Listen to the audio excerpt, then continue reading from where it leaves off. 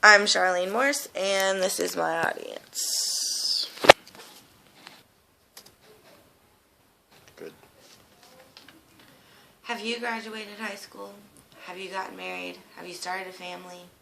Well, there are a lot of teenage girls who can't answer these questions in the way that God wishes they could. According to Alvin, God values the unborn life. He values motherhood, children, and family. He values monogamous marriage and sexual purity. And he loathes premarital sexual relations. In 1 Corinthians 7, it states that it is not good for a man to have sexual relations with a woman. But since sexual immortality is occurring, man should have sexual relations with one woman, his wife, and a woman with one man, her husband. Teenage girls are not married, and they are often in relationships that are not going to stand the test of time. By participating in sexual relations premarital, they are not following in God's way, and they are often preventing the children that they are producing from having family structures that God values. Our children are our future. They are what our society will become. So I ask, should our children be having children? If they cannot finish education that they need themselves, will they be able to provide an education or a lifestyle that is fit for their child? When I was in high school, the majority of the girls that I went to school with did not graduate because they ended up getting pregnant. As a college student, this saddens me because they will not be attending school with me. But as an educator, it saddens me because it lets me know that my students may not get the education that they need due to life circumstances. Teenage pregnancy is a rising problem in today's society. I will explain why it is a problem, what influences this problem, and what we can do about it. So why is teenage pregnancy a rising social problem? According to the CDC, 47% of high school students say that they have had sexual intercourse. Out of these, 40% of them did not use a condom, and 76% of them did not use birth control. 15% of them have had sex with more than 4 partners.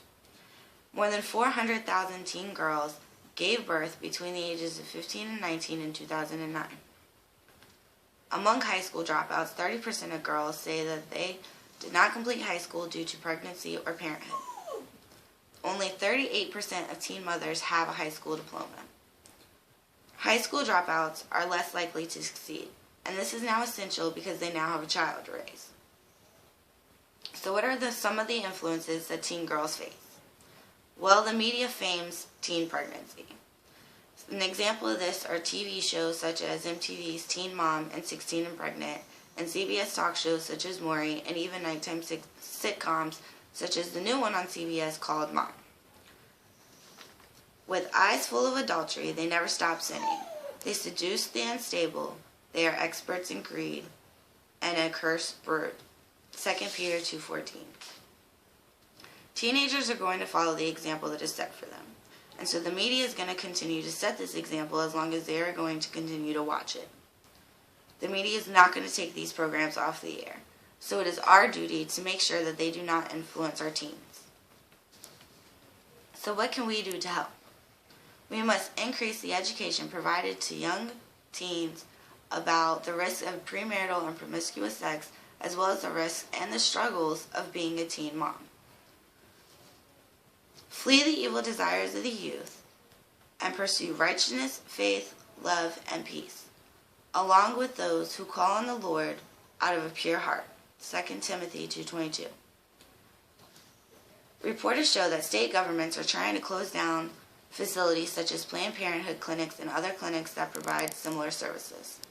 Pro-advocators are becoming more vocal about abortions and birth control. Do these clinics provide birth control? Yes. But with the increase in sexual activity among teens, birth control is needed. And these are not the only things that these facilities provide. They also provide HIV and STD testing and treatment, help for pregnant mothers, low-cost checkups for the poor, and, most of all, information. We need to support these facilities, not try to shut them down. Experts on sex education say that We need to talk about it. At school, at home, at the doctor, everywhere. And we need to start by knowing what they know so that we can take the information that they already have and improve on it or correct it. We need to be effective, especially in these areas. Parents and doctors need to know how many sexual partners their teens have had. And most of all, we need to remind them of God. To conclude, teen pregnancy is a rising social problem in today's society. As the rates of teen mothers increase, so do the rates of high school dropouts. There are many risks to being a teen mom. The influences that are brought on to our teens are faming teen pregnancies and often even encouraging it. By increasing education and supporting current programs, we can prevent the rate of teen pregnancy. We need to increase the education about the risks of being sexually active at a young age in all aspects of our youth lives. This includes, but is not limited to, at school, at the doctor, but most of all, at home. We need to support the facilities that provide services to teenagers who are sexually active who are thinking about becoming sexually active instead of trying to shut them down. And why do we need to do this? Because our children are our future and our future depends on it. Thank you for your time.